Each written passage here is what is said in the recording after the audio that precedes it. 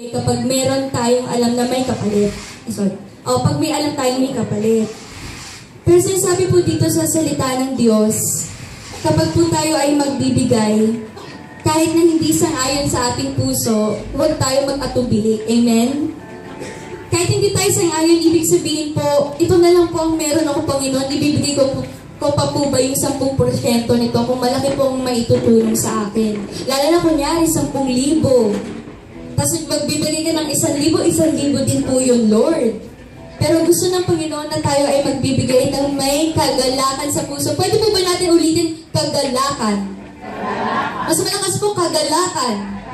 Tayo po ba yung nagagalak na magbigay sa Panginoon? Napakaganda po kasi talaga, sinasabi ko po talaga sa inyo, pag ang Panginoon ay nag-bless, talagang blessing, amen? Amen? Mag-amen naman po tayo doon, pag di tayo believe kay Lord. Naano ako kay Tita Shirley? Tita Shirley! Di ba? Amen! Ayan po, so talagang pinagpipray ko po na dumating po tayo sa oras na tayong lahat po pag nagbigay tayo sa Panginoon, talagang may kagalakan sa puso dahil doon yung ating pananampalataya na talagang ibabalik din ng Panginoon. Amen?